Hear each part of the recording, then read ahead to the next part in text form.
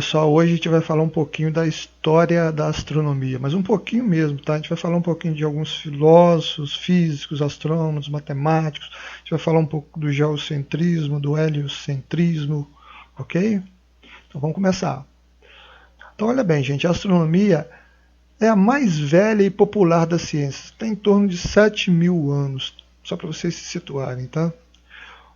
Olha bem, para os nossos antepassados, tudo o que acontecia na natureza, por exemplo, relâmpagos, trovões, arco-íris, estrelas cadentes, cometas que riscavam o céu, entre outros fenômenos, eram fenômenos celestiais ou capricho dos deuses, quer dizer, ou os deuses estavam felizes, tristes, nervosos, e aí eles mandavam algum fenômeno da natureza para a gente, ok? Só que com o passar do tempo, o que aconteceu?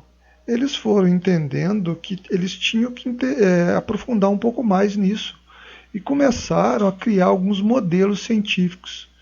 E é o que a gente vai ver, algum desses modelos científicos que começou lá desde os gregos, né, antigos, né, até Newton, que é mais atual, tá? Quando eu digo modelos para astronomia, ok? Bom, vamos começar lá no século 9 a 8 a.C. Acreditava-se nessa época que a Terra era uma superfície circular, igual um prato, né? Igual está aqui no desenho, na figura, igual um prato, né? E o céu era metade de uma esfera oca colocada sobre a Terra. Então é como se essa esfera, essa metade da esfera aqui, é tipo uma tampa, né? Que foi colocada aqui no prato, seria o céu, certo? Tudo que se conhecia na época era Europa, África e Ásia. E essas regiões eram circundadas por rios e por oceanos. E que a borda desses oceanos seria o limite entre a Terra e o céu. Ok? Igual está no desenho aqui, ilustrado no desenho. Bom, vamos começar com os gregos aí, antigos. Vamos começar com Platão. Platão, grego, discípulo de Sócrates, viveu entre os anos 1427 a 347 a.C. Para Platão, o que era o céu? O céu era o quintal da morada dos deuses. Quer dizer, onde o local tudo teria que ser o quê? Perfeito, né? Tudo teria que ser perfeito, porque era o quintal da morada dos deuses. Bom, o modelo platônico consistia em quê? Consistia em que cada planeta, presa a uma casca esférica feita de puro cristal, onde cada casca estava centrada na Terra e essa casca girava em torno da Terra e levando o seu respectivo planeta consigo. Os planetas não estavam presos a essa casca, então a casca girava e levava o seu planeta, certo? A última casca continha as estrelas, que movimentavam junto com as outras esferas, né? As outras cascas esféricas, certo? Ali nessa casca onde estavam as estrelas, delimitava o fim do universo. Além disso, habitavam os deuses. Esses deuses é que moviam essa casca onde estavam as estrelas e, por consequência, por transmissão de movimento, a gente poderia dizer assim, as outras cascas giravam também, certo? Olha bem, Platão influencia o povão até hoje, tá? Até hoje a gente é influenciado por Platão. Olha bem, através do horóscopo, onde os astros, quer dizer, eles entendem através do horóscopo que os astros controlam o destino do ser humano. Isso para quem acredita, né, gente? Mas vamos só colocar que, no caso, a astrologia não é ciência, não. Não podemos considerar como ciência, não, tá? Bom, vamos para Aristóteles agora, discípulo de Platão. Viveu entre 384 a 322 a.C. Então, ele era um filósofo grego também, certo? O que Aristóteles procurou explicar? Ele procurou explicar fenômenos do nosso dia a dia, né? através do bom senso.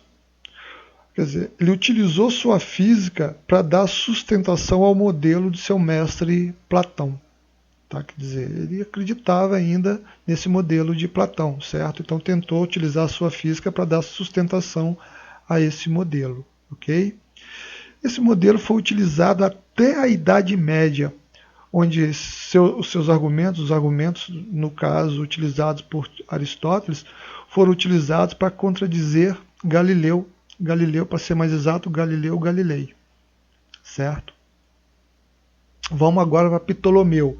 Ptolomeu viveu entre 90 a 168 depois de Cristo. Astrônomo, geógrafo, ele era egípcio. O que Ptolomeu fez? Ele utilizou o modelo de Platão e a física de Aristóteles, que permitiu com certa precisão para a época, com muita precisão a gente poderia dizer assim, né? Estabelecer, melhor dizendo, a posição dos planetas no nosso sistema solar. E naquela época já eram conhecidos esses planetas, tá? Então, no seu modelo, né, a Terra era considerada redonda e imóvel. O céu era formado de camadas concêntricas. E aí, o que acontece? Tudo girava em torno da Terra, essas camadas concêntricas onde estavam os planetas. Isso foi chamado de modelo geocêntrico, quer dizer, a Terra ao centro, geocêntrico, Terra ao centro, modelo onde a Terra é o centro, ok? Aí veio Copérnico. Copérnico viveu entre 1473 a 1543. Ele é astrônomo, matemático, ele é polonês, Copérnico, tá? Copérnico fez uma coisa, ele destronou a Terra, e a gente vai entender o que é esse destronar a Terra agora aqui, tá? Então, olha bem, em 1543, ele publicou sua obra Revolução dos Corpos Celestes. Vamos entender também que, olha, 1543 foi quando ele morreu, tá? Quando ele morreu, então, no ano que ele morreu, não quando, mas no ano que ele morreu, ele publicou a Revolução dos Corpos Celestes. Então, o modelo científico de sua obra propunha que o Sol era o centro do movimento planetário e não a Terra. Então, por isso que ele destronou a Terra, tirou a Terra do centro, colocou o Sol, certo? Estava nascendo um novo modelo para o universo, o modelo heliocêntrico. Todos os planetas movimentavam, orbitavam em torno do Sol. Hélio vem de Sol, tá? Heliocêntrico. Então surgiu-se aí o heliocentrismo. Próximo aqui seria Giordano Bruno, padre, filósofo, físico, matemático, astrônomo, viveu entre 1548 e 1600 na Itália. Ele era italiano, né? Então, aceitando as ideias de Copérnico, o que ele propôs? Ele propôs, é óbvio que a Terra era o centro do universo, que era o modelo proposto por Copérnico, né? Propôs também que o universo não seria finito. Aí começou o problema dele. A partir do momento que começou a falar, o universo não no caso, finito, ou seja, seria infinito, né? Aí começaram os problemas dele, porque ele também defendia a ideia de um modelo atomista de mundo. Ele também defendia a liberdade da tolerância religiosa, e aí foi o fim para ele. Por quê? Ele foi considerado herege, foi condenado, torturado e queimado vivo. Isso em 1600, né? Bom, aí a gente chega em Galileu Galilei. Galileu Galilei, gente, se a gente for falar, está falando de astronomia, mas se a gente for falar de física, ele seria o primeiro físico, experimental, ok? Porque a física se divide em física teórica e experimental. Ele seria o primeiro físico experimental. Então Galilei, ele viveu em 1564, 1642. Físico, matemático, astrônomo e filósofo, né? Galileu Galilei era italiano. Olha bem, a grande dificuldade de aceitar o modelo de Copérnico era de aceitar o movimento da Terra. O grande problema era esse, para ele, Galileu. Então, os estudos de Galileu introduziram a matemática e a experimentação como linguagem descritiva da natureza. Então aí, olha onde começou a experimentação para tentar entender os fenômenos da natureza. Olha, foi Galileu Galilei que começou isso. Como astrônomo, foi o primeiro a observar o céu através de uma luneta. Olha, a partir de Galileu tudo mudou com relação à observação dos corpos celestes. Foi ele que utilizou, no primeiro momento, a luneta para observar o céu. E aí, com essa luneta dele, o que ele observou? Ele observou as luas de Júpiter, manchas solares e muitas estrelas que a olho nu não eram vistas. Então, evidências que faltavam para derrubar o caráter mágico do céu. E aí ele ia arrumar um problema com a igreja. Com certeza, né? Então, olha bem.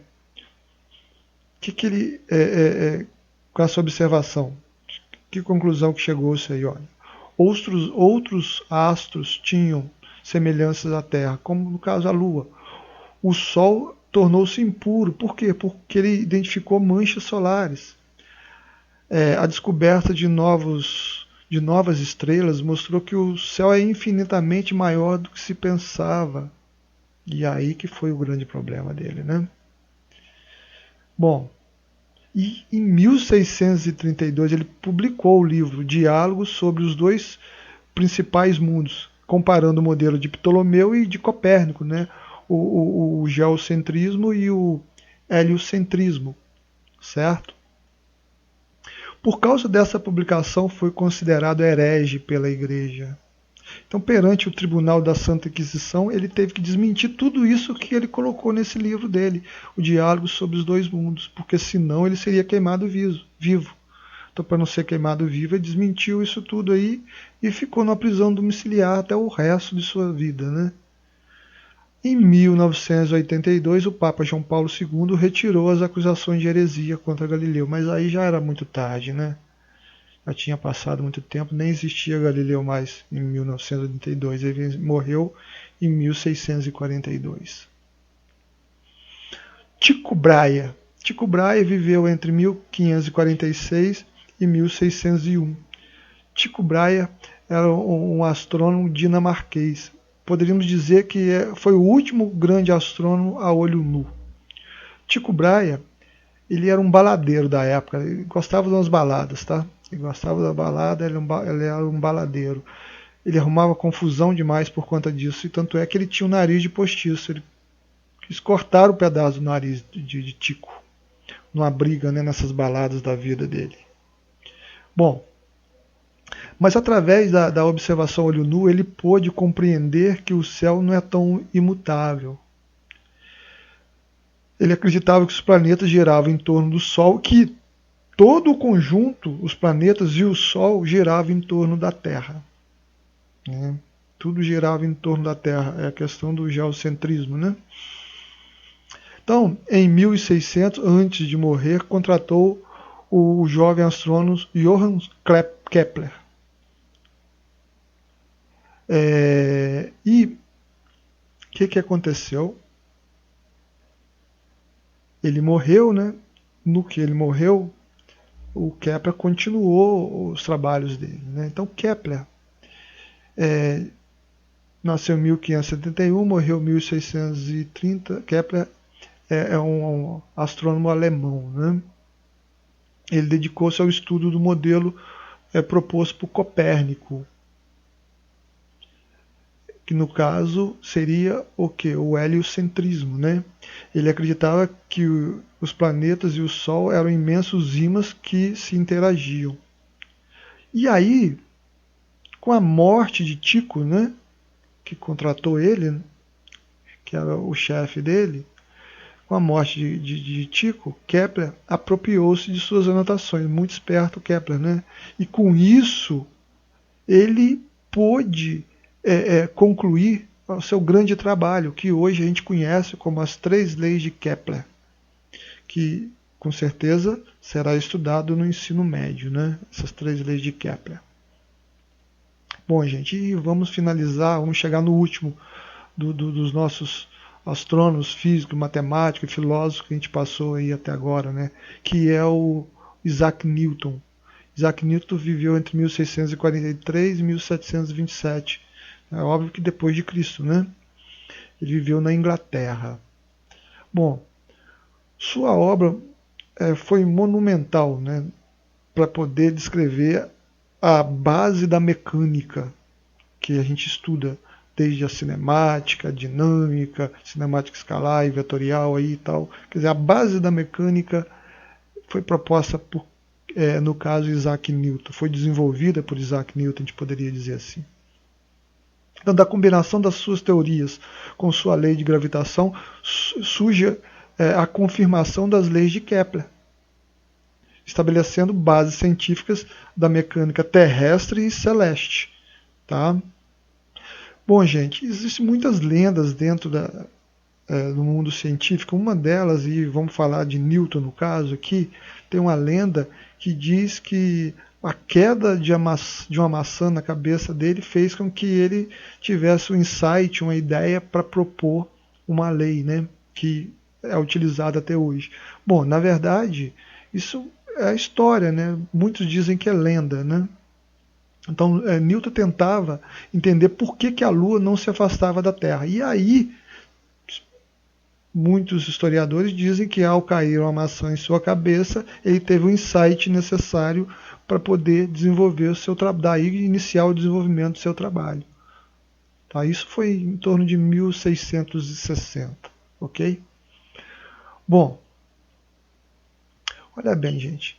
Em 1687, Isaac Newton publicou seu livro Principia, para ser mais exato, Princípios Matemáticos da Filosofia Natural. Esse livro, gente, dentro da física, ele é considerado o livro mais importante publicado até hoje. E dentro da ciência como um todo é um dos mais importantes, e muitos inclusive consideram o mais importante. Mas é um dos mais importantes, eu diria assim. Quer dizer, nessa publicação da filosofia, Princípios Matemáticos da Filosofia Natural, ele estabeleceu, no caso, categorias para desenvolvimento de uma filosofia natural mecanicista. E daí surgiu o quê? As 3 leis da mecânica, que a gente chama das 3 leis de Newton, o conceito de força, de massa, o tratamento de determinados movimentos curvilíneos, movimentos retilíneos, né? Então, tudo englobou esse trabalho, dentro desse trabalho do Principia, né? Na última parte desse livro, ele formulou a lei da gravitação, que é, no caso, está diretamente ligada à astronomia, né? Bom, gente, mas esse era o cara, vamos dizer, se teve um cara na ciência, principalmente na física, mas ele estava em todas as áreas, na verdade, mas na física, vamos colocar assim, é o cara. Bom, olha o que ele fez. Desenvolvimento da teoria do binômio de Newton, que completa o estudo de produtos notáveis. Na matemática, se vocês não estudaram, vocês vão estudar binômio de Newton. Da gravitação universal dentro da astronomia, dentro da física também. Estudo sobre fenômenos ópticos. E aí, ele inclusive criou um telescópio refletor, e hoje é conhecido como telescópio de Newton. Tá? Desenvolveu a lei dos movimentos, lançamentos, oblíquo, lançamento horizontal, queda livre, que tudo teve influência de Newton no estudo disso aí. Criação de um cálculo especial para poder demonstrar o movimento em si, como é que funciona o movimento, o cálculo diferencial e integral, que hoje é utilizado em vários ramos da ciência, principalmente na física, na matemática, esse cálculo diferencial e integral, certo? Bom, gente, então até mais para vocês, vão ficar por aqui. Tchau, tchau.